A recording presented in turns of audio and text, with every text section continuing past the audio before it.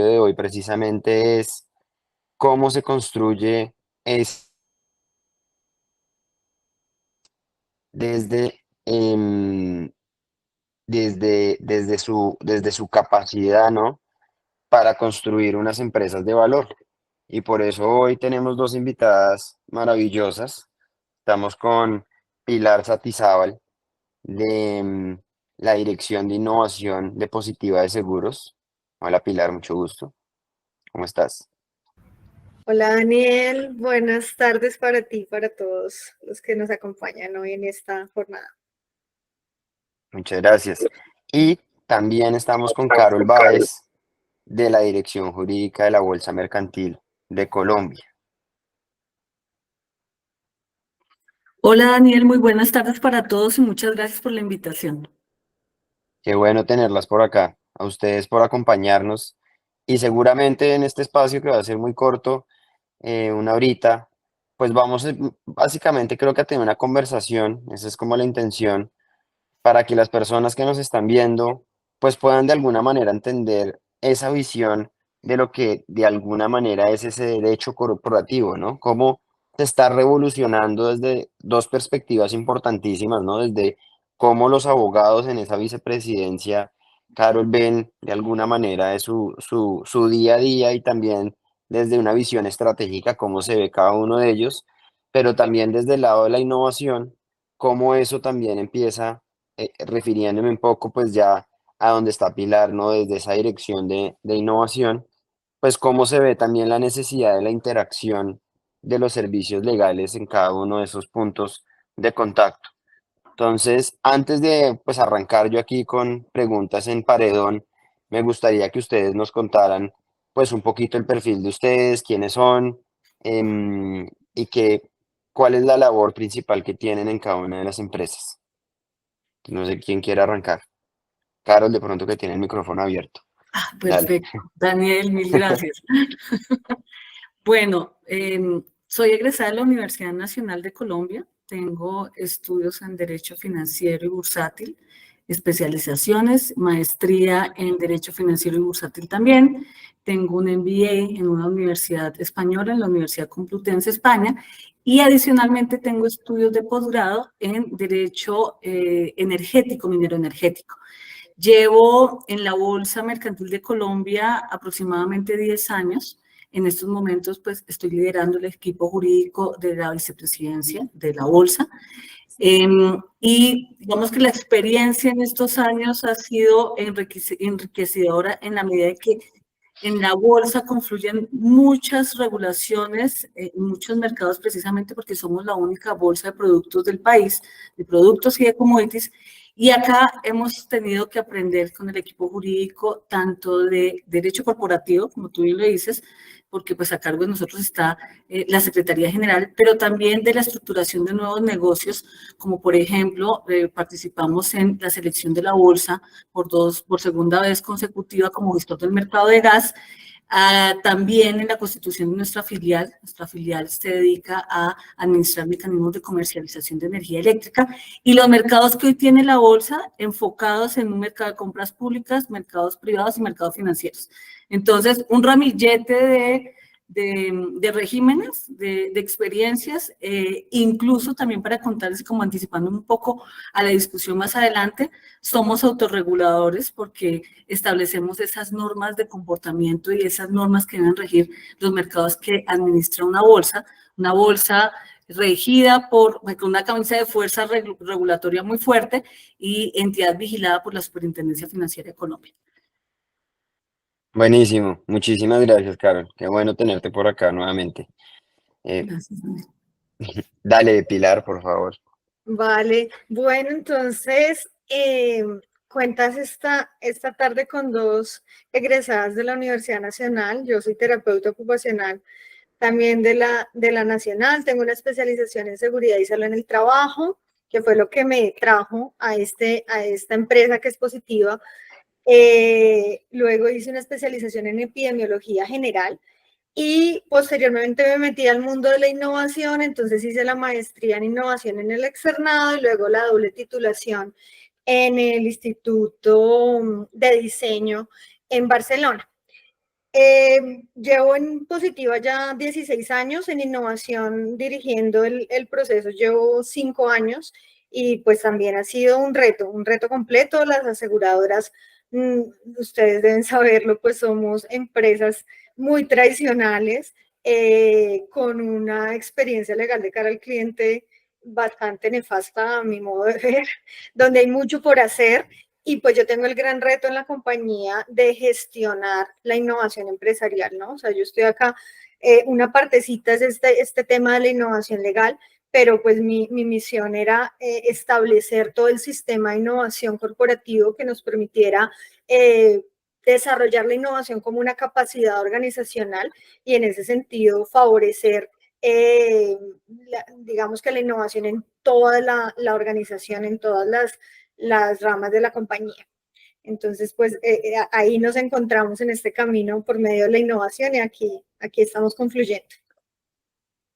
Pues buenísimo. Como podemos ver, hay dos perfiles desde dos perspectivas diferentes empresariales, pero que me parece importante rescatar también cómo unas organizaciones pues del tamaño tanto de Positiva como la Bolsa y muchas más, pues pueden empezar a gestionar proyectos de innovación para de pronto aproximarse, como decía Pilar, a esos temas de experiencia de usuario, como decía Carol también, entender esas realidades regulatorias que existen como para superar algunos retos que se gestionan a través de eso. Y quiero arrancar haciéndoles una pregunta precisamente alrededor de ese último punto y es, evidentemente acá estamos en unos universos regulatorios, ¿no? Y es una regulación bastante comprensiva, ustedes me corregirán. Entonces, la pregunta de alguna manera está enfocada cómo, bajo la perspectiva que ustedes han manejado, se han venido superando esas barreras regulatorias para poder decir, venga, es posible innovar, porque normalmente los primeros peros que hay en esos procesos, como mire, somos muy regulados, aquí no se puede hacer mucho, pero la verdad es que sí. Entonces, ¿cómo es posible hacer innovación en medio de tanta regulación? Ahí ahora sí te doy la palabra a ti primero, Pilar. Bueno, yo creo que eso ha sido un reto en la compañía. Este es el primer proyecto de innovación legal que desarrollamos en Positiva y le apuntamos primero, digamos que a cubrir nuestros ramos de seguros de vida. Nuestro ramo más importante es el de ARL, donde tenemos 3 millones de afiliados, pero en seguros de vida tenemos también 3.500.000, digamos que lo que más se mueve aquí son seguros grupo, y desde luego, todo lo que es esa interacción legal con el cliente, pues está muy normada. Nosotros somos además una entidad pública vigilada, no solo por la Superintendencia Financiera de Colombia, sino por la Contraloría, por la Procuraduría, por todo el mundo. Y eso hace que haya temor incluso al interior de la organización por generar cosas nuevas y por atreverse a la disrupción de alguna manera. Yo creo que la clave en este proceso que llevamos trabajando ya desde el año pasado con Legal Nova en rediseñar nuestros clausulados de vida. El año pasado rediseñamos 24 y este año estamos rediseñando 22. Y yo creo que la clave ha sido involucrar a quienes digamos que escriben o diseñan también estos clausulados al interior de la organización. Si no hubiésemos garantizado que ellos concursaran en este proceso, creo que hubiera sido imposible, porque nada más así ha sido complicado y hay resistencia y nos dicen esto no se puede porque no lo mantenemos de esta manera. Siempre hay en los seres humanos la dificultad desde luego, esa resistencia a enfrentarme a algo nuevo y distinto. Pero si no hubiésemos contado con el concurso de ellos, pues esto hubiera sido completamente imposible. Creo que así hemos podido vencer esa resistencia y que ellos sientan que son parte de este proceso. En efecto, son una parte súper importante, que ellos también sientan que están de alguna manera subiéndose a este bus de la innovación. Lo estamos haciendo, pero de la mano de ellos. No es decirles, aquí lo vamos a cambiar y tome, se lo entrego, sino venga y co-creemos. que hace parte también muy de la innovación, y también en ese sentido involucrar a nuestros clientes e invitarlos y escucharlos para poder pues llevar a cabo esta titánica tarea que tenemos. Muchas gracias, Pilar. Adelante, Carol, compártenos también tu experiencia. Mira, Daniel y Pilar, que comparto muchas de las actividades que tú acabas de denunciar. En la bolsa el trámite ha sido un poco complejo y lento. Les quiero contar que nosotros hemos pasado por muchas etapas en el desarrollo, en el proceso de innovación. Y especialmente yo les contaba que nosotros somos autorregulador. Es decir, nosotros tenemos a cargo, y en esta vicepresidencia, la creación de las normas que regulan el mercado. Pero adicionalmente estas normas están atadas, relacionadas y tienen que estar en línea y muy armónicas con las disposiciones normativas de carácter general. Disposiciones del decreto 2555, disposiciones de la circular básica jurídica de la superintendencia financiera, leyes y decretos que rigen nuestra actividad. Y el abogado de la bolsa mercantil venía muy acostumbrado a aplicar a rajatabla lo que tienen estas disposiciones, e incluso en el lenguaje que utilizamos nosotros, en la forma como redactábamos en nuestros reglamentos, estaba muy alineado al abogado, como escribe el abogado tradicionalmente, con muchas palabras, un poco enredado, y esto te lo estoy diciendo después de un proceso también primero, de sensibilización teníamos unas problemáticas internas a la hora de redactar la norma. Segundo, estuvimos haciendo contacto con nuestros principales clientes, sociedades comisionistas, incluso las áreas internas, y de allí salió también un conjunto de elementos que nos sirvieron mucho para comprender que efectivamente teníamos una norma que no era de fácil entendimiento, que no se prestaba para muchas interpretaciones y que adicionalmente era una norma extensa. Y adicionalmente, el abogado de la bolsa tenía la fama del abogado no, o el abogado para el cual era más fácil ante una consulta decir no. Esto nos llevó incluso a unas problemáticas de mercado grandes, porque evidenciamos que cuando nosotros sacábamos o emitíamos alguna norma, la norma recientemente a su publicación era cuestionada por nuestros participantes, por nuestras sociedades comisionistas, e incluso llegaban muchas solicitudes y consultas por parte de estas sociedades comisionistas pidiendo explicación, aclaración respecto a lo que se estaba regulando. Y también, pues quiero contarles que estas consultas trascendieron en algún momento a instancias o comités corporativos donde los cuales se debatía en comités que no tenían nada que ver con temas regulatorios, el alcance y la aplicación de la norma. Entonces, nos dimos a la tarea de contactar a estas sociedades comisionistas, hacer un trabajo de innovación acompañado del Legal Nova, revisar también y hacer un trabajo de introspección al interior de la vicepresidencia y revisar qué estaba fallando. Y nos dimos cuenta que efectivamente había muchas cosas en las cuales debíamos mejorar nosotros como abogados y que debíamos mejorar en la escritura, y que incluso el reto era mayor si nosotros queríamos proponer no solamente el mercado cambios en cuanto estaba en la forma en la que estábamos mostrando la norma, sino incluso con el trámite de autorización que debíamos surtir con la superintendencia financiera, porque nuestro reglamento es autorizado por la superintendencia financiera. Y esto aquí nos llevó también con sorpresa a darnos cuenta que hicimos un primer ejercicio, un piloto, en el cual sacamos en un instructivo operativo una norma que habíamos redactado, le cambiamos la forma de escritura, le cambiamos la forma, lo adoptamos de herramientas de fácil utilización para las sociedades comisionistas, como concordancias, ayudas visuales, y un tema que en algún momento fue muy criticado, fue completamente entendido por los participantes del mercado. Y aquí entonces llegamos a la conclusión de que estaba efectivamente confirmado el dolor y estaba efectivamente confirmada la solución. Y adicionalmente, en las conversaciones previas también que tuvimos con la superintendencia financiera de cara a un macroproyecto que ya les voy a contar que tenemos nosotros en la modificación de las normas, La Superintendencia Financiera hoy tiene un grupo de personas jóvenes muy abiertas que incluso ya pasaron también con un proceso de innovación en temas regulatorios y no les sorprendió para nada lo que queríamos. Pero, conclusión, digamos que para no extenderme, el proceso de innovación en entidades como las nuestras, con esquemas tradicionales muy regulados, es bastante retador. No solamente para la norma, sino para el mismo operador y quien hace la norma. Y no es fácil romper todos esos paradigmas que tenemos nosotros al interior de estas organizaciones, sino al interior mismo del esquema legal que tenemos y de esos paradigmas legales que tenemos nosotros como abogados corporativos. Yo creo que en eso resumiría mucho, o sea, muchas etapas, muchos procesos, muchos retos, y esperamos que en el proceso aprendamos mucho y que también el resultado sea positivo. Buenísimo, Carol.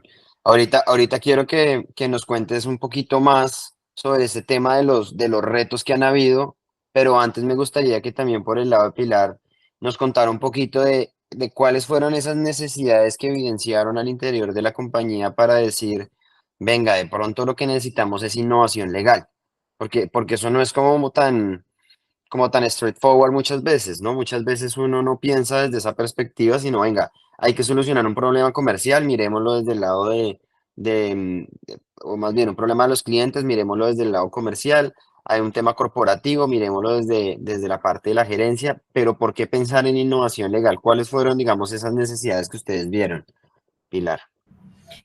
Bueno, pues mira que en nuestro caso, realmente fue porque yo empecé a conocer el tema de la innovación legal, empecé a familiarizarme con estos temas en eventos de innovación, empecé a conocer que se podía hacer esto. Digamos que yo no soy abogada, yo soy profesional de la salud, entonces no tenía ni idea que esto podía hacerse.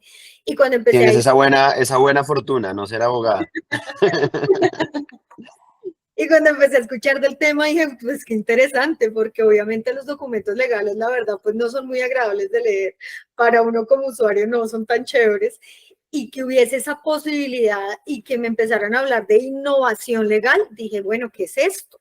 Entonces empecé a convocar, digamos, a convocar proveedores para entender un poco más qué era lo que hacían. E identificar oportunidades al interior de la organización. En primer lugar, desde luego, esos momentos claves que son los clausulados. Cuando uno compra un seguro, pues el clausulado es el contrato, es donde está todo, donde está específico todo de cómo nos relacionamos nosotros dos y qué es lo que yo le estoy vendiendo y cómo se va a dar y qué no le cubre y de todas esas cosas. Entonces ahí pues identificamos, esta es la oportunidad maravillosa. Tenemos muchas más oportunidades desde luego, o sea, yo quiero seguir trabajando esta línea, digamos, de innovación en la compañía porque nosotros tenemos proformas para contestarles a los clientes PQRs o tutelas o cartas ya muy definidas, por ejemplo, en la calificación de una PCL y demás.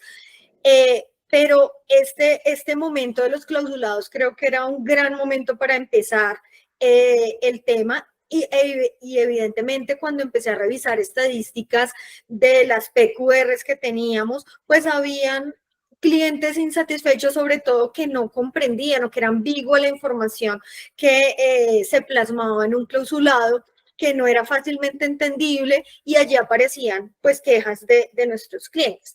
Adicionalmente, también me senté con diferentes personas de la organización antes de empezar todo este proyecto que usaban los clausulados y les conté la idea y me decían, pero súper necesario, qué bueno que se pueda hacer esto, porque en efecto ni nosotros mismos nos ponemos de acuerdo. O sea, acá son muchísimas áreas las que usan los clausulados para darle atención al cliente. Entonces, claro, uno es el técnico que se encarga de suscribir la póliza de aceptar o no el riesgo de alguna manera para atraer un cliente, pero otra cosa es el director comercial, pero otra cosa es la gente de indemnizaciones cuando ya se presenta un siniestro. Hay como 15 áreas de la compañía que usan los clausulados para poder llevar a cabo la operación del día a día y entre ellos mismos no hay acuerdo respecto a lo que dice el clausulado. Entonces ellos mismos me decían, súper interesante, qué bueno que se pueda hacer algo así, porque eso nos va a ayudar a disminuir fricciones entre nosotros y de cara al cliente de seguro, a disminuir también las PQRs y a mejorar sobre todo esa experiencia que está teniendo nuestro cliente en torno a, pues a esos contratos que hacemos con ellos. Y yo creo, digamos, también de mi experiencia un poco corporativa, cuando yo trabajaba en Bancolombia, tenía un poquito como esa visión de hay tantos actores que están alrededor de un documento, ¿cierto? Que están cada uno defendiendo sus intereses, que desde mi parecer llega un punto también donde cada quien revisa lo suyo, pero su integralidad del documento es tierra de nadie, ¿no? Entonces el documento dice algunas cosas que después otra área ni siquiera entiende, entonces cuando le toca ejecutar lo que decía un área, queda una desincronía total. Y ahí es donde entran esas fricciones de pronto que tú mencionas también, Pilar, de cómo trabajamos en sinergia en un equipo con una visión importante además desde mi perspectiva, y es que en últimas esa visión compartida pues tiene que ser el cliente, ¿no? Ese usuario final es el que más nos debería importar y muchas veces las conversaciones giran en ese entorno a cuál es mi política, cuál es el riesgo que yo estoy asumiendo, hasta dónde asumo riesgos y de ahí para adelante el cliente verá. ¿Tú qué opinas, Carol, de ese punto que me parece como interesante? Mira, completamente de acuerdo contigo. Y en los casos que les comentaba, el proceso que nosotros iniciamos en innovación fue muy rudimentario, ¿sabes? Y les comentaba que inicialmente habíamos dicho, bueno, estos son unos dolores que tenemos. Quiero contarles que incluso el primer dolor que yo tenía cuando tomé a cargo regulación era ese.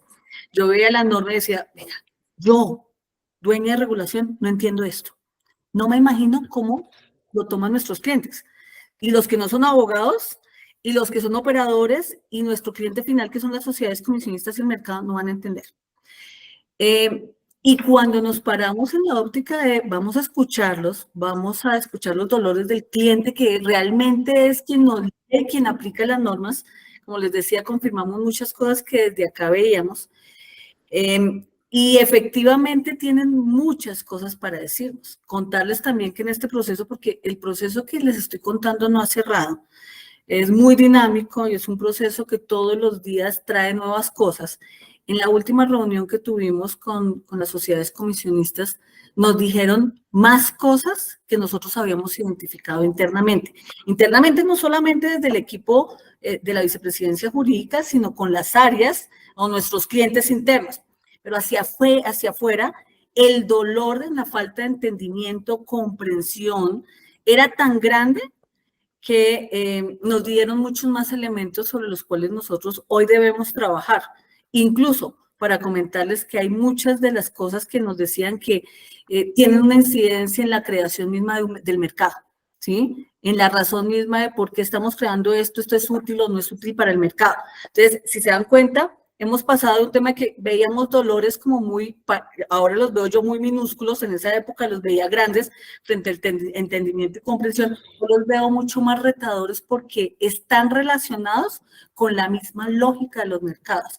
Y cómo la norma, en nuestro caso, es un instrumento para que esos mercados se desarrollen y no al contrario, que la norma es quien impone las reglas para las reglas de juego de ese mercado, es al contrario. Entonces, llegar a estas conclusiones y como les digo, inicialmente fueron rudimentarios, encontramos asesores, hoy digamos que se ha refinado mucho más el proceso, pero entendemos que el cliente es quien tiene la última palabra y el cliente está hablando y el cliente nos está diciendo que debemos cambiar y nosotros deberíamos cambiar o estamos en proceso de cambio. Es que yo creo que ahí empieza también un tema a dar vueltas y es cómo de alguna manera el abogado empieza su formación. Nosotros nos enseñan que nosotros siempre tenemos la razón. Y por eso entre chiste te decía Pilar que tienes la buena fortuna de no serlo. Porque a nosotros siempre nos dicen, mire, usted es el que tiene la razón y vaya y defiende ese argumento a muerte. Entonces busque sus argumentos y defiéndalos.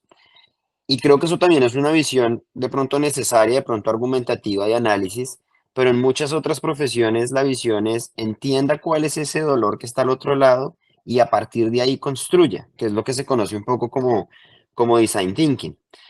Y ahí de pronto Pilar tiene como buen recorrido de experiencia también dentro de esa metodología. Y quería preguntarte un poco, con base un poquito en ese entendimiento de usuario que empieza a surgir, ¿no? Que uno se empieza de pronto a dar cuenta en el proceso como, oiga, nosotros no le estamos poniendo suficiente atención al cliente como debería. ¿Cuál de pronto ha sido esa mayor revelación que tú te has dado o te has encontrado dentro de estos procesos de innovación legal con esa interacción con los clientes? Que tú hayas dicho, uy, pucha, miren este insight. Pues Daniel, bueno, en primer lugar, yo siento que yo en parte manejando el tema de innovación, pues soy un poco esa voz del cliente al interior de la compañía también. O sea, a mí me preocupa el cliente porque ya conozco de Claro. experiencia, de que pues es nuestro, debe ser nuestro centro y para él deberíamos mejorar, sobre todo en una empresa de servicios donde materializar el servicio de alguna forma no es tan fácil, ¿no? Un seguro sobre todo es como pues uno lo usa de pronto ya cuando tiene el siniestro, cuando se muere, si es un seguro de vida y demás, pero a lo largo del producto, pues no es tan fácil que tú sientas ese servicio, ¿no? Entonces ahí hay unos retos importantes que tenemos las aseguradoras. En este momento estamos trabajando en un producto también pensando muy en ese sentido, como la gente percibe valor, y no solamente pues cuando se muere, que ya tocó reclamar el seguro, le queda a la familia la tarea. Eh, pero mira que en todo este proceso, desde luego, y no solo de innovación legal, sino en todos los procesos de innovación, en realidad nosotros necesitamos vincular a nuestros clientes, bien sea internos o externos. Y en este proceso de innovación legal con ustedes, pues hemos vinculado tanto a los usuarios, a los clientes internos de los clausulados, que como les cuento son un montón de áreas, y también a los clientes externos. Y me he encontrado con muchas sorpresas. O sea, yo trato de acompañar la mayoría de las entrevistas que programamos con los clientes y me sorprende, por ejemplo, que aportan muchas cosas que uno tal vez parecía obvio y ni siquiera nos dimos cuenta, ¿no? No, ni lo habíamos pensado. Fíjate que, por ejemplo, yo recuerdo una entrevista con una cliente interna que fue la que nos dijo, oiga, ¿y ustedes por qué no hipervinculan eso? Que sería más chévere y más fácil, ¿no? Que hagan un hipervínculo para que uno pueda ir directamente a la exclusión. Eso salió de una entrevista. Parecería obvio, y por qué no se nos había ocurrido antes a nosotros hacer eso, ni al equipo de Legal Nova, ni a nosotros en Positiva, no a nadie. Simplemente era un documento plano, digital, porque todos los documentos son digitales, pero no habíamos pensado en esa interacción, en cómo facilitarlo. Salió de una entrevista. Eh, por ejemplo, en una entrevista que tuvimos la semana pasada, también nos decía en general, la gente ve con muy buenos ojos estos procesos de innovación legal y de rediseño de los documentos, de no, qué cambio tan abismal tuvo esto, qué chévere que es lo que están haciendo, porque desde luego es mucho más claro y demás.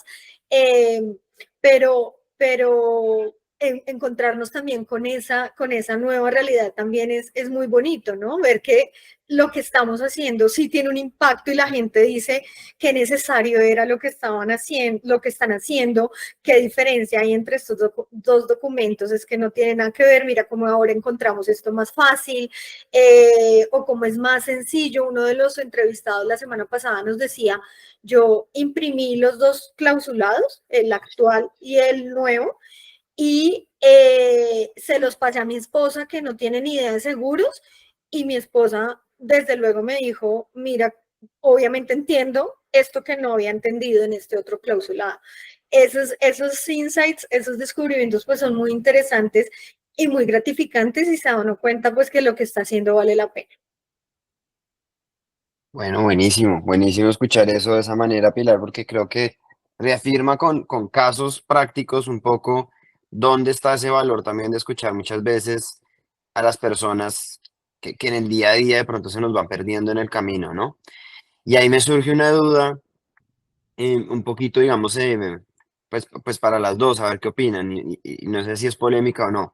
Yo creo que uno puede llegar a un acuerdo rápido que la forma en cómo trabaja el derecho dentro de las corporaciones, dentro de las grandes empresas, necesita cambiar, necesita ajustarse a unas dinámicas diferentes. Pero haciéndole un poquito honor al nombre del conversatorio de hoy, más que un cambio, ¿ustedes creen que necesita una revolución? Es decir, necesitamos ser disruptivos un poco en la forma en cómo los abogados de pronto se forman para entrar a las empresas a generar valor? ¿Se requiere esa revolución corporativa? ¿Ustedes qué opinan? Empecemos con Carol.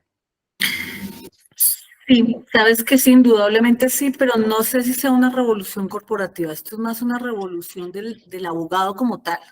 Y tú lo dijiste hace un rato, nosotros en la formación no recibimos ese tipo de herramientas. Por ejemplo, el abogado corporativo, el abogado que trabaja en una empresa debería estar muy enfocado a la generación de ingresos, a la generación de negocios, ser proactivo en soluciones. Y nosotros en la academia recibimos, si bien tenemos unas enseñanzas frente a mitigación de riesgos legales, revisión de documentos, esquemas robustos de verificación legal, el abogado corporativo como tal tiene que cambiar esa percepción y tiene que enfocarse en que está en una empresa que genere ingresos y que responde a los dueños de una empresa, a los accionistas. Y en ese sentido, las soluciones que plantee ese abogado deben ir muy en pro del mercado y en pro del negocio. Cuando nosotros estudiamos derecho, si bien hay cátedras que tenemos en derecho comercial, en derecho societario, creo que derecho corporativo, esto es incluso un nombre reciente, no existiría, pero muy enfocado al esquema legal o a los riesgos asociados a la actividad de la empresa como tal. Pero no hay cátedras en la gran mayoría de las universidades, o por lo menos en la época en la que yo estuve estudiando el pregrado, en la cual te dieran herramientas como temas financieros, finanzas, como un tema de generación de nuevos negocios, cómo acompañar a tus clientes. Y esos temas son importantes para el abogado que trabaja en una empresa. Es muy distinta la visión de un abogado enfocado en temas institucionales, en temas laborales, en temas penales, a la que pueda tener un abogado que se mueve en los negocios. Y muchas veces se crea un cortocircuito cuando tú tienes un abogado que tiene ese esquema mental o ese tipo de nociones básicas en las cuales exprima más la protección, el riesgo, y no estoy diciendo que debiéramos cambiar esa posición, sino que deberíamos tener como abogados de una empresa una apertura frente a la generación del negocio y a partir de eso generar o mitigar los riesgos que se puedan ver en la solución. Y nosotros partimos al contrario, ¿sí? Como esto es riesgoso, toca mirar A, B, C, D, esto no se puede, la contraparte no tiene la razón, mitiguemos esto de esta forma y es más fácil decir no.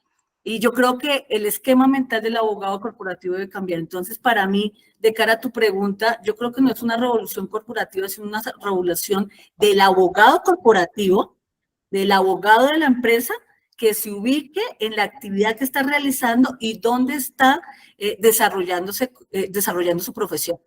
Eso es fundamental. Clarísimo. Y lo notarán de que no todos los abogados manejan este tipo de esquemas. Y por eso aquellos que sí logran cambiar esa visión son abogados exitosos. Y son abogados que los llaman y los abogados que les dicen, mire, quiero hacer este negocio, ayúdame para viabilizar esto que quiero hacer y que sea con el menor riesgo posible. Y ahí está el éxito de ese abogado corporativo. ¿Sí? Entonces, yo creo que sí, la revolución, por lo que te digo, viene de acá y no de afuera. Un tema muy Sí. muy personal, pero que igual va de la mano de las necesidades del mercado. Finalmente, creo que también las empresas empiezan a apuntar un poquito en sus procesos de selección a eso, ¿no? A buscar ese perfil, a buscar esa persona y se vuelve también un tema de ventaja competitiva personal. Bueno, ahora mira, no es fácil y yo les contaba los retos que tuvimos también en el proceso innovador, no es fácil, incluso en el equipo de abogados de la bolsa hay resistencia, hubo resistencia y hay resistencia al cambio. Y esto también es normal de la condición humana, ¿no? El ser humano, por eso no le gustan los cambios. Y cuando venimos nosotros de esos esquemas mentales tan fuertes y de paradigmas fuertes en materia jurídica, el cambio es más difícil. Entendidísimo. Danos palo, Pilar. Dale. Sí, bueno, yo voy a ser de abogado del diablo porque yo acá metiéndome en temas que no me corresponden. Pero mira que sí pienso, yo sí creo que debe haber una revolución, sobre todo en la academia, ¿no? La academia es la que nos forma y yo creo que a los abogados sí les falta pensar en su audiencia. En innovación, nosotros, digamos que una de las últimas fases en el proceso de diseño de soluciones es el pitch. O sea, eso se ha vuelto tan famoso que ustedes ven ahora Shark Tank y todo, y la gente se vuelve experta y le toca aprender, estudiar, entender cómo hacerlo bien. Y yo creo que los abogados, eso como que no es conmigo, ustedes hablan muy pensando que todo el mundo entiende lo que ustedes dicen y cómo lo escriben y cómo lo comunican, y no piensan en su audiencia. En innovación, nosotros en temas de pitch, por ejemplo, siempre que yo estoy dirigiendo talleres de este tema, le digo a la gente, pues que usted tiene que pensar quién es el que lo está escuchando, porque yo no le puedo, si yo le pongo un ejemplo del chinche ahí a María José, pues María José de pronto no le va a dar risa ni va a entender ni muy lo que yo le estoy diciendo de quién es un chinche de que está hablando, esta loca. Pues porque yo tengo que entender cuántos años tiene María José, qué formación tiene posible, no más con la edad, yo ya digo, bueno, ese ejemplo no va acá, ¿cierto? Entonces yo tengo que entender si mi audiencia es una audiencia joven, es vieja, tiene estudios profesionales, no los tiene, es del Pacífico o es del interior, bueno, entender un poco, hacer el trabajo de entender a quién le estoy hablando yo, con quién me estoy comunicando, y en ese sentido entender que pues que hay que hacer un esfuerzo para poder comunicar bien y tener éxito en lo que yo estoy haciendo, porque yo puedo tener, en innovación lo que hablamos es claro, yo puedo tener un producto, una solución buenísima, pero si no la sé vender porque no me sé comunicar con mi audiencia, pues eso va a ser un fiasco. Entonces, un poco creo que la academia sí debería formarlos para entender que su audiencia muchas veces pues no son abogados, no es gente que maneja terminología legal, técnica, que tal vez solo unos términos que solo entienden ustedes, sino que muchas veces esa audiencia, y sobre todo a nivel corporativo, es gente que no tenemos esa formación y que hay que comunicarse de otra forma. Entonces creo que ahí sí hay una oportunidad grandísima para hacer revolución. Pues, si me permiten ahí hacer una conclusión, uno diría, esa revolución se necesita con un enfoque comercial, un enfoque hacia un entendimiento de quién es ese usuario y cómo yo puedo de alguna manera brindarle a ese usuario soluciones reales desde mi producto, desde mi servicio como abogado, desde lo que yo genero. Lo que me lleva también a una siguiente pregunta y es, nosotros ahorita hemos planteado el legal design como pues en la conversación de alguna manera y sin llegarlo a definir, pero creo que lo hemos planteado como una forma de acercarse a los usuarios, precisamente, de una herramienta de dar claridad en lo que no es claro, de una herramienta de dar herramientas concretas hacia un vocabulario que a veces es complejo y hasta repetitivo. Pero también quisiera que lo viéramos o que planteáramos el ejercicio de verlo desde una parte mucho más, digamos, económica, si se puede, y es ahorita Carol decías, uno en una empresa finalmente trabaja o responde a los intereses de unos socios y claro, que tengamos una relación con el cliente está bien, pero eso se traduce en más ventas, eso se traduce en mayor retención. ¿Cómo lo analizan ustedes desde esa perspectiva? Digamos ya un poquito más de números o de dinero, si se quiere. El legal design abre la puerta a esa retención del usuario, de reducir, digamos, esa parte de fricciones, de capturar más valor en sus productos. ¿Qué opinan?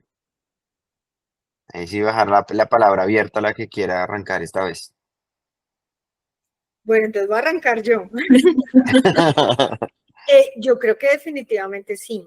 Sí, Daniel, yo creo que el legal design hace que mi usuario pueda tener una mejor experiencia, agregarle valor a esa experiencia legal, a esa interacción que tiene con la compañía, ¿no? O sea, de entendernos en unos términos más sencillos, de alguna manera en tener una conversación más fluida con esa empresa que es la que le está ofreciendo un servicio, y en ese sentido mi cliente se va a sentir mucho mejor. Desde luego, eso va a hacer que mi cliente se sienta más satisfecho y que permanezca o que me ayude a traer a otros clientes. Pero cuando mi cliente tiene una conversación pesada, cuando no se entiende conmigo como empresa oferente de unos servicios, cuando no es transparente esa comunicación, cuando yo le hablo enredado, pues desde luego creo que no se va a sentir a gusto ese cliente y eso va a redundar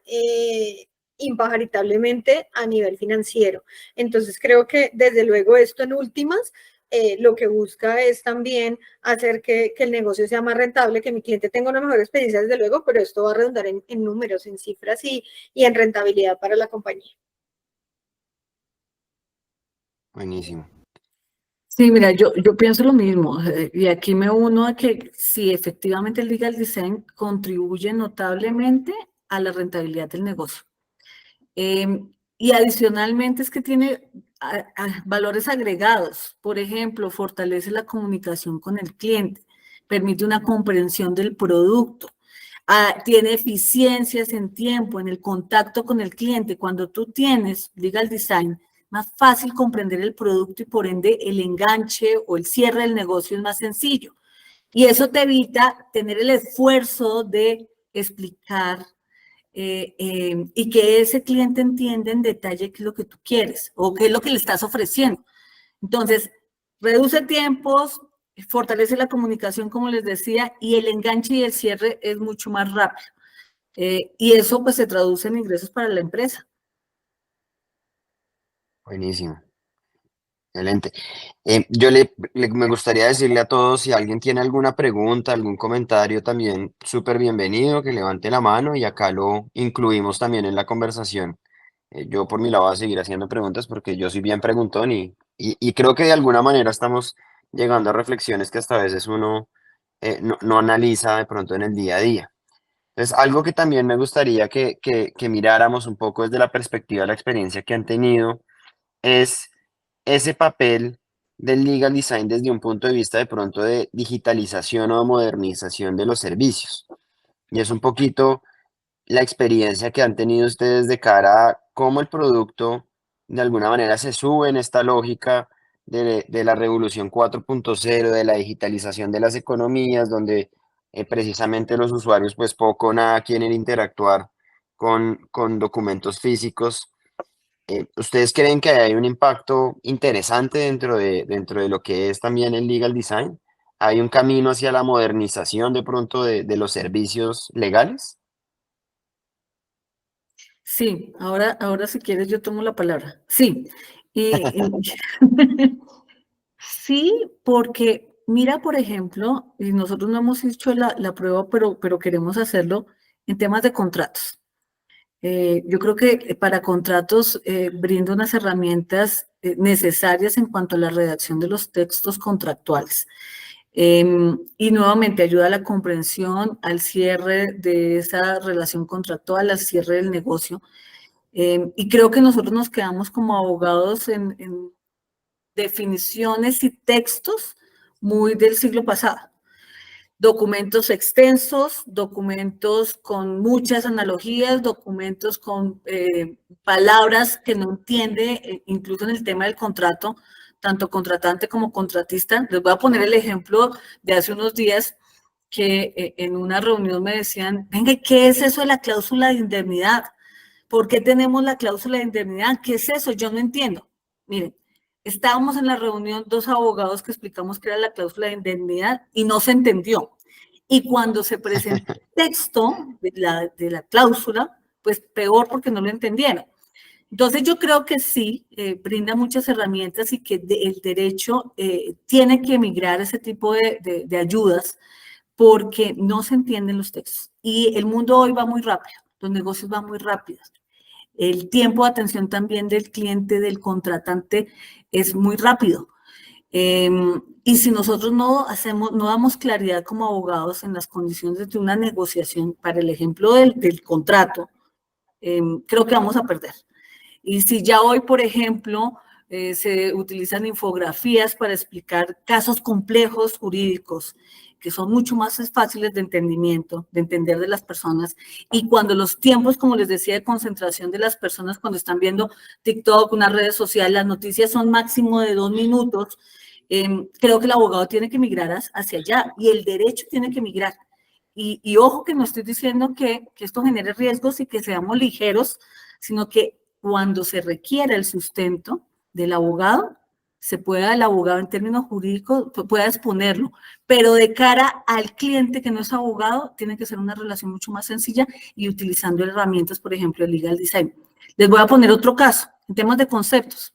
Y esto fue una discusión que tuve hace un tiempo también con un compañero interno que me decía, venga, yo no quiero que usted a mí me ponga las normas ni la jurisprudencia y que la Corte Constitucional en un concepto. A mí esto no me importa. Eso fue duro en su momento, ¿no? No me importa. Usted sáquelo cuando tenga una disputa jurídica, cuando vaya a un juzgado, eso es suyo. A mí dígame si yo puedo hacerlo o no y explíqueme brevemente por qué sí o por qué no. Pero a mí no me traigan las normas. Entonces, nuevamente volvemos al caso. El abogado tiene que cambiar y tiene que, para el cambio, ayudarse a herramientas y de herramientas tecnológicas y herramientas incluso de comunicación. El legal design es una herramienta poderosa en estos momentos y estoy segura que esto va a migrar también, precisamente en el proceso de innovación. Y como vamos tan rápido, no solo mañana no vamos a estar hablando solamente de legal design, estamos hablando de inteligencia artificial y estamos hablando de otro tipo de herramientas, plataformas, que incluso debaten mucho de la naturaleza y existencia del mismo abogado. El día de mañana, la consulta o el concepto se lo van a hacer una plataforma con inteligencia artificial para que el abogado. Entonces, estamos llamados a cambiar y a integrar todo esto. Sí. Mi visión muy de abogada corporativa, Daniel, pero es así. Yo creo que tenemos que cambiar rápidamente. Y está buenísimo. Antes de darte la palabra, Pilar, un comentario es, a través de las diferentes revoluciones industriales que han habido, digamos, una tecnología que entra y marca un cambio, siempre ha habido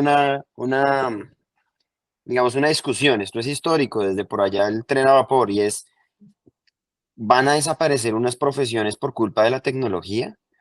Y la respuesta muchas veces, sin decir que este es el caso del derecho, es sí, porque se reemplazan muchas labores operativas. Entonces antes teníamos personas que se encargaban de literalmente transcribir toda una conversación, por ejemplo, en un juzgado, ¿no?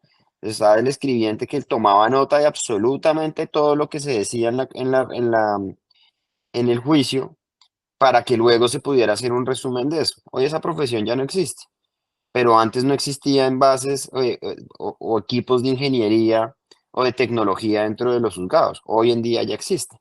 Entonces creo que un poco la tecnología lo que también empieza a generar es unos efectos de sustituir algunas labores operativas que seguramente a los abogados, y creo que eso es más normal, em, deberíamos normalizarlo, mejor dicho, va a pasar, y es que muchas labores operativas que hoy en día efectuamos, pues se tienen que ir, pero también tiene un efecto de complementariedad, y es muchas de las labores que hoy en día también tenemos se pueden complementar para que nuestro valor, que es un valor claro en términos de análisis, de argumentación, de definición, pues capture, digamos, mayor valor, si se quiere. Quería simplemente mencionar eso, Pilar, porfa. Bueno, no, yo creo que sí, en efecto, el legal design ayuda a que, digamos, es una partecita en todo esto, en todo este tema de la digitalización y de montarnos un poco en todas estas herramientas que hoy en día podemos tener para mejorar el servicio. Si yo antes, por ejemplo, nuestros clausulados más bien anteriores, pues eran un documento PDF plano que no tenía el usuario ninguna posibilidad de interacción al interior del mismo. Hoy en día esperamos que ese documento en efecto pueda ser un poco más interactivo, que el usuario pueda navegar por él mucho más fácil e incluso ahorita que me preguntabas, Daniel, por esos insights de los clientes, me viene a la memoria que uno de nuestros clientes nos sugirió que hiciéramos videos, por ejemplo, ¿no? Entonces decía, bueno, pero porque, ¿qué tal si ustedes para decir los amparos, describir los amparos del seguro, hacen un videíto, entonces le pueden poner un link y que yo me vaya a ver el video así sencillito, explicado más fácil porque me da pereza leerlo, por ejemplo.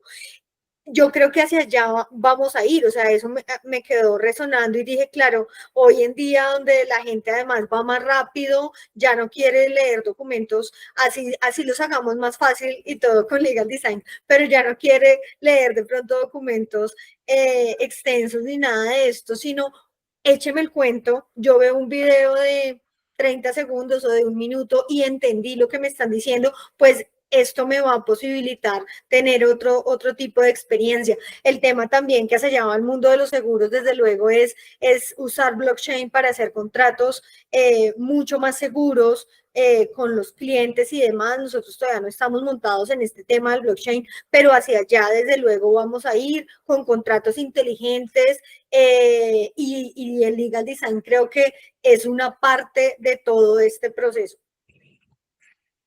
Finalmente creo que todo se trata de una transición en construcción, es decir, parte de lo que hace el legal design es poner sobre la agenda, desde mi perspectiva, muchos cambios que no se habían visto antes.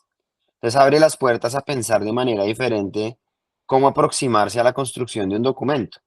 Entonces uno ahí puede empezar a decir, oye, y si le metemos videos, y si metemos tecnología, y si metemos blockchain, y si hacemos esto de esta manera, y oye, y este producto si lo hayamos visto así. O sea, genera tantas reflexiones el proceso que finalmente de alguna manera genera también esa obsesión de empezar a moverse hacia una dirección mucho más cercana a los usuarios desde muchas perspectivas. Y desde la misma metodología, no crean, nosotros también lo vemos de esa manera, cómo podemos integrar herramientas al proceso creativo, al proceso de diseño, etcétera, que nos permitan a nosotros también generar mucho más valor, inteligencia artificial, plataformas de análisis, en fin, plataformas de diseño, que nosotros también podamos de una vez plantear dentro del mismo texto de los documentos palabras clave que posicionen a la marca en Internet, en redes sociales. Todo eso creo que empieza a ser parte de la construcción que se abre con este ejercicio. Se nos está acabando el tiempo.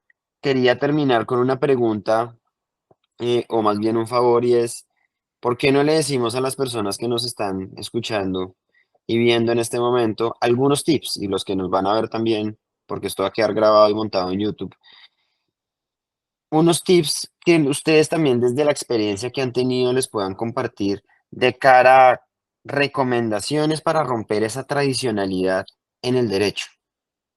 ¿Qué les podemos recomendar a las personas, a las empresas, para que de alguna manera se pueda romper ese esquema de trabajo que hemos retado de alguna manera acá en toda esta sesión, pero para que el día a día no nos gane y que en realidad ocurra? ¿Qué tips le podemos dar a la gente? Pregunta ahí también para la que quiera empezar. Bueno, ya empecé. Dale. Mira, varios. Primero, mucha apertura al cambio. No es fácil, pero hay que estar abierto a hacer las cosas diferentes. Primer punto. Segundo punto, cuando tú piensas que estás haciendo las cosas bien, no las estás haciendo bien. Te lo digo es cuando dice, esto está estable, esto está bien. No, ahí hay siempre algo que mejorar, hay siempre algo por hacer. Tercero, escuchar.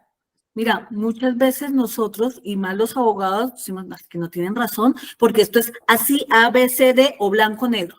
Hay que escuchar lo que te están diciendo. Nosotros en Bolsa nos demoramos mucho, les quiero decir, nos demoramos mucho porque la queja fue constante y no escuchamos, ¿sí? Fue tan así que dijimos, algo está pasando porque se quejan todos de lo mismo, incluso está subiendo esto a otras instancias. Entonces, escucha fundamental. Tercero, no asustarse. El cambio, porque tú no estás acostumbrado a actuar de forma diferente y más como abogado, el abogado que está acostumbrado a ser conservador, a la denominada zona de confort de que, bueno, está bien, esto es lo que estoy acostumbrado a hacer, no genera riesgos. No, no tienes que asustarte cuando veas que ese mundo cambia, porque la tendencia normal es volver a hacer lo que siempre has hecho y quedarte quieto. Entonces, para mí eso es importantísimo. Ahora, en la empresa tienes que estar también a pie abierto porque la crítica va a ser grande. Y les voy a contar, incluso hay muchas personas que tienen el paradigma del abogado tradicional y el paradigma de que es cuadriculado o de mente cerrada, porque incluso de la forma como hablan o como nos expresamos. Y muchas veces la crítica es muy importante. Cuando te dicen que estás haciendo, lo estás haciendo mal, esto no es por este lado, no, hay que escuchar también. Escuchar y estar abierto a la crítica. Y hay personas a las cuales no les gusta incluso ver al abogado diferente o los conceptos diferentes. Incluso hay personas que no tienen la profesión de abogado y abogado corporativo que actúan y se expresan como abogados. Y eso, digamos que les cuento en mi experiencia también, esos son riesgos, porque les gusta mucho ver al abogado tradicional y cuando ven un cambio, ellos mismos también corren porque piensan que es riesgoso o que las decisiones no están sustentadas jurídicamente o que el abogado es ligero. Entonces, ante eso y ante la crítica y ante los cambios de los demás, también es un proceso normal. Y como les decía, esto es más un tema de cambio interno, de cambio de lo que tú quieres como abogado y de la línea que quieres dar dentro de una organización. Y en términos jurídicos hay que dar parte de tranquilidad de que lo que se está haciendo bien, que estamos en cambio y que todo tiene el soporte jurídico, porque más allá de eso les cuento, sí hay cambios, pero como vamos a generar, a romper muchos esquemas, se piensa que es riesgoso también jurídicamente para la empresa. ¿Sí? Y eso también hay que esperarlo porque pues te dicen que las cosas pues están cambiando, por lo menos te está dando el mensaje de que las cosas están cambiando y que el otro te está viendo diferente. Y tienes que dar un parte de tranquilidad también como abogado en la empresa. Claro, creo que el proceso nunca puede ser asumir más riesgos legales, ¿no? No, Todo lo nunca, contrario. nunca, nunca. Y eso tiene que quedar claro. Normalmente es como el primer miedo, ¿no? Sí. En mi experiencia siempre es como, pero esto entonces, ¿qué quiere decir frente al proceso? ¿Qué estamos dejando de incluir? Perfecto, Carlos, muchísimas gracias por esos consejos, me parecen maravillosos. Pilar, Bueno, no, completamente de acuerdo con Carol. Y digamos que para cerrar ahí el tipcito, yo creo que aprendan a hacer buenos prompts en ChatGPT para que les ayude por lo menos a agilizar la tarea. O sea, si yo no tengo alguien que me ayude a hacer un proceso de innovación legal, por lo menos decirle a ChatGPT, oiga, ayúdeme a simplificar esto, ya no, a que no quede tan terrible. Entonces, un mini curso de prompts, yo creo que estaría muy bien. funciona Bueno, perfecto. Involucrar tecnología, siempre, ujú. en todo. Perfecto. Pues yo creo que ya con eso llegamos al final. Creo que fue una sesión bien interesante. Hablamos de varios temas, un poco de cuáles fueron esas necesidades con las que arrancamos. Vimos también un poquito cómo se iban dando esas soluciones a través de ese proceso y precisamente cómo eso nos lleva a un cambio de mentalidad enfocado a transformar al abogado desde su ser, como decía Carol, para ponerlo al servicio de una persona, de un cliente, un usuario, y que eso también, más allá de reducir fricciones, pues genera también una sinergia económica que también está muy alineada con ese deseo empresarial corporativo. Y con estos tips maravillosos también pues nos vamos y yo creo que quedamos más que con respuestas, con reflexiones para de alguna manera tener esa inspiración de cambio y no dejarse consumir en el día a día, que creo que es como el mayor, la mayor barrera, ¿no? Tanto trabajo que uno tiene, que uno dice, eso lo hago después, y resulta que el después, pues ya para muchas empresas como las de ustedes es hoy. Y creo que esa es la invitación, a hacer las cosas hoy, antes de que, ahí sí como dicen, camarón que se duerme y ya el resto lo sabemos. Pues nuevamente, muchísimas gracias por su participación, sus palabras, comentarios. Nos veremos en una próxima ocasión y me encanta también saludarlas y tenerlas en espacios diferentes. Muchísimas gracias. Muchas gracias, Daniel y Legal Nova. Muchas gracias por esta jornada. A ti, Gracias. Daniel, muchísimas gracias y encantada de compartir estas experiencias que hemos tenido. Muchas gracias y un gusto conocerte, Pilar. Igualmente, Carol. Buenas noches para todos. Que estén muy bien. Hasta luego. Que estén bien. Chao, gracias.